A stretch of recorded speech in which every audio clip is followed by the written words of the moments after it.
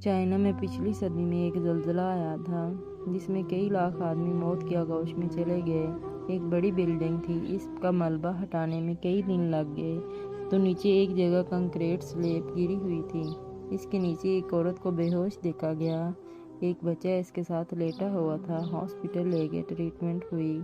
جب وہ عورت ہوش میں آ گئی تو ڈاکٹروں نے اس سے پوچھا کہ آخر کیا وجہ ہے کہ تیرے ہاتھوں کی انگلیوں کے سرے زخمی ہیں؟ اس نے بتایا کہ میرے اوپر چھت اس طرح گری کہ میں ایک کونے کے اندر محفوظ تھی۔ بچہ میری چھاتی سے لگا ہوا تھا اور میں سمجھتی تھی کہ اگر میری زندگی ہوئی تو کوئی کنکریٹ ہٹائے گا اور مجھے نکال لے گا۔ ایک دو دن تو میں بچے کے ساتھ رہی، اسے دودھ پلاتی رہی، خود بھوکی پیاسی تھی۔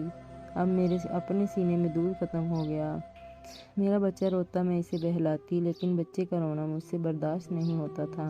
میں کبھی اس کے منہ میں انگلی ڈالتی، کبھی اپنی زبان ڈالتی۔ جب بچے کے پیٹ میں کچھ نہ جاتا تو وہ روتا۔ کہنے لگی، میرے دل میں خیال آیا کہ بچے کو میں دودھ تو نہیں پلا سکتی، میرے جسم کے اندر خون تو موجود ہے۔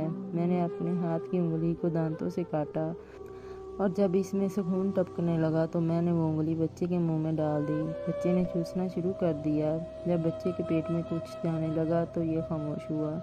اب میں ایک انگلی کاٹتی، پھر دوسری کاٹتی۔ میں نے اس بچے کو اتنا خون پلایا کہ میں بے ہوش ہو گئی۔ بچہ بھی بے ہوش ہو گیا۔ اب آپ لوگوں نے نکالا ہے تو دوائیوں سے ہم پھر دوبارہ ہوش میں آ گئے۔ لوگ حیران ہو گئے کہ ماں کی محبت اس درجے تک ہوتی ہے کہ اگر وہ محسوس کرے کہ اپنے جسم کا خون دے کر اپنے بچے کی جان بچا سکتی ہے تو ماں اس سے گریز نہیں کیا کرتی۔ اسی کو ماں کی محبت کہتے ہیں۔